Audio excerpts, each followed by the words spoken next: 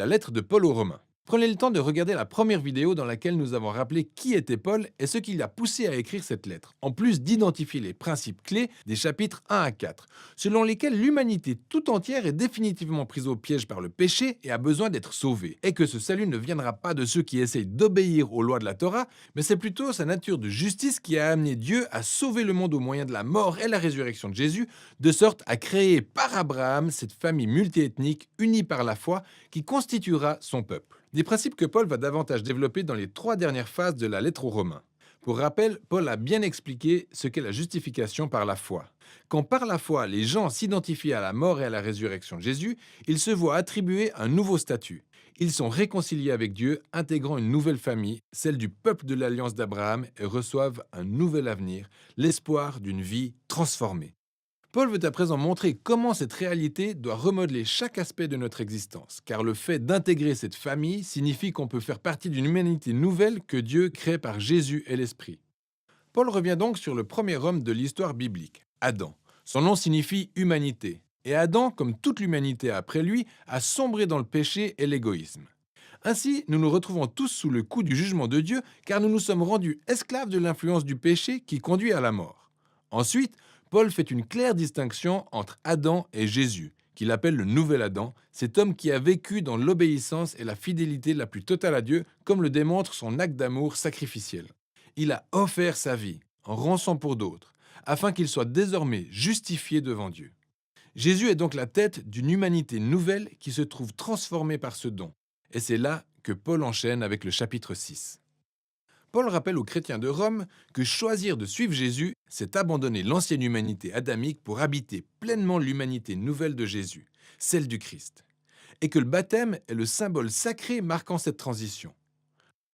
L'ancienne humanité étant morte avec Jésus, alors que l'humanité nouvelle est ressuscitée avec lui. Alors, pour tous ceux qui croient en Jésus, leur vie et celle de Jésus n'en forment plus qu'une. Et ce qui est vrai de Jésus devient désormais vrai de ces personnes. C'est en acceptant leur identité de nouvelle création en Christ qu'ils deviennent libres de vivre en tant qu'humains pleinement capables d'aimer sincèrement Dieu et leur prochain. Maintenant, en partant du principe que la création de cette nouvelle humanité a toujours été dans le plan de Dieu, Paul se demande au chapitre 7 quel était l'intérêt pour Dieu de donner à Israël la loi, appelée en hébreu la Torah. Petite précision, quand Paul utilise ce terme, loi, il fait parfois référence au récit et au message des 5 premiers livres de la Bible. Mais il peut aussi arriver qu'il fasse référence de manière plus spécifique aux centaines de commandements donnés par Moïse qui sont inscrits dans la Torah. Dans le cas présent, Paul parle de la deuxième référence. Quel était l'intérêt de tous ces commandements? Selon Paul, les commandements de la Torah étaient bons. Ils ont montré la volonté de Dieu quant au mode de vie qu'Israël devait avoir. Mais si vous lisez le récit de la Torah, vous verrez qu'Israël a violé tous ces commandements. Plus Israël recevait des lois, plus le peuple reproduisait le péché d'Adam en se rebellant. Même lorsque Dieu a donné à son peuple des règles spécifiques pour une bonne conduite morale, ça n'a pas réglé le problème du cœur corrompu de l'homme. Et paradoxalement, ces règles ont rendu Israël encore plus coupable. Cependant, Paul dit que tout l'intérêt réside dans ce paradoxe. L'objectif de Dieu était d'établir clairement que le mal s'est totalement infiltré dans le cœur de l'homme, et que la Torah, aussi bonne qu'elle soit, ne pouvait rien y faire. Mais au chapitre 8, Paul affirme que la solution est arrivée par Jésus et l'Esprit. En voici le processus. Les commandements de la Torah ont eu l'effet d'une loupe qui a zoomé sur le seul peuple d'Israël pour mettre en lumière le problème de fond que connaissait la condition humaine. Fort heureusement, le représentant d'Israël, Jésus, le Messie, a définitivement réglé la question liée à ses péchés au prix de sa vie, par sa mort et sa résurrection. Et il a communiqué son esprit aux membres de sa nouvelle famille afin de transformer leur cœur pour qu'ils atteignent véritablement le but final des commandements de la Torah, à savoir aimer Dieu et leur prochain. Mais ce n'est pas tout. L'humanité nouvelle que Dieu suscite n'est que la première étape de son très vaste plan de rachat qui consiste à renouveler toute la création pour en faire un endroit où son amour devient l'autorité absolue.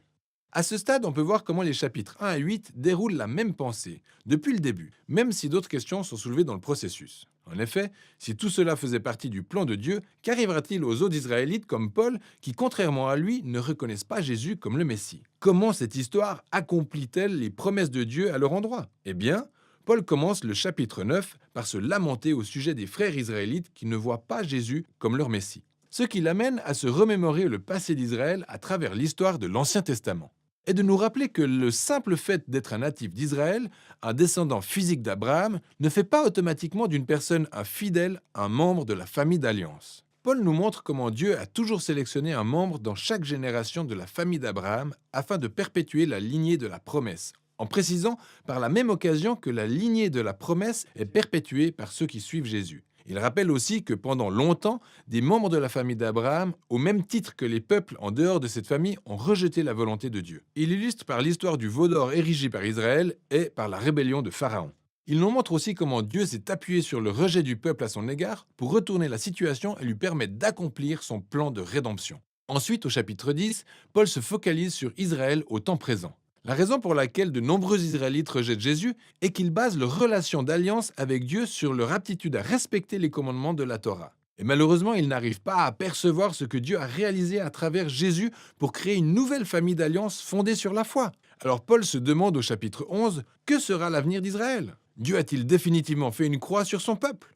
Non, répond-il. Il y a un nombre incalculable de Juifs, y compris Paul, qui reconnaissent Jésus comme leur Messie. Mais il y en a aussi beaucoup pour qui ce n'est pas le cas. Cependant, Dieu a pu retourner le rejet à son avantage, car ça a permis d'étendre l'évangile encore plus vite et plus loin vers les autres nations en agrandissant et en diversifiant davantage la famille multiethnique d'Abraham. Paul assimile la famille d'alliance de Dieu à un grand olivier dont les réfractaires à Jésus seraient pour ainsi dire les branches coupées, et les non-juifs seraient semblables à des branches sauvages qu'on a greffées à l'arbre généalogique. Toutefois, Paul dit qu'un jour Jésus sera reconnu par son propre peuple. Il ne donne pas plus de détails sur la manière dont ça se fera. Il se contente juste de placer sa foi dans le caractère et la promesse de Dieu, sachant qu'il n'abandonnera pas son peuple d'alliance. Ce qui nous amène à la dernière section du livre, allant des chapitres 12 à 16. Mais rappelez-vous de voir la situation dans son ensemble. En raison de leur foi en Jésus, les Juifs et les autres nations font maintenant partie de la famille d'Abraham, cette humanité nouvelle transformée par l'Esprit de Dieu. C'est ainsi que Dieu accomplit ses anciennes promesses. Et la seule voie raisonnable à suivre est d'unir ces chrétiens juifs et non-juifs sous la bannière de l'Église. Dans les chapitres 12 à 13, il montre que cette unité naîtra d'un engagement à s'aimer et à se pardonner les uns les autres. L'amour se manifestera à travers des membres utilisant leurs différents dons et talents pour s'entraider les uns les autres dans l'Église, ce qui nécessitera aussi des doses d'humilité et de pardon. Quand des groupes avec autant de différences culturelles et ethniques s'assemblent, notamment en Jésus, le conflit est inévitable. Il ne peut être surmonté que par des efforts allant dans le sens du pardon et de la réconciliation. C'est le seul moyen de démontrer la plus grande des vertus chrétiennes, l'amour, qui accomplit le plus grand des commandements de la Torah, aime Dieu et aime ton prochain comme toi-même. Dans les chapitres 14 et 15, Paul met l'accent sur les problèmes qui créent des divisions ethniques dans l'Église romaine. Il s'agit de litiges relatifs aux restrictions alimentaires juives et au sabbat. Alors Paul souligne que ces pratiques ne déterminent pas qui fait ou ne fait pas partie de la famille de Jésus. Et si les avis divergent sur ces questions culturelles importantes, mais non essentielles, ils doivent apprendre à respecter les différences des uns et des autres. Et c'est de cette façon que l'amour guérira et unifiera la famille de Jésus. Pour clôturer la lettre, Paul commence par recommander chaudement Phébé, qui est une leader clé de l'église de Cenchréa. Elle a eu l'honneur de porter cette lettre et probablement de la lire publiquement dans les églises romaines pour la première fois. Paul conclut ensuite en saluant toutes les personnes qu'il n'a pas vues depuis un bon moment. Et c'est là qu'il s'arrête. Waouh! À ce stade, on peut mieux voir comment toutes les pièces de cette lettre s'emboîtent parfaitement pour dévoiler l'excellent chef-d'œuvre que c'est. Voilà ce dont il est question dans la lettre aux Romains.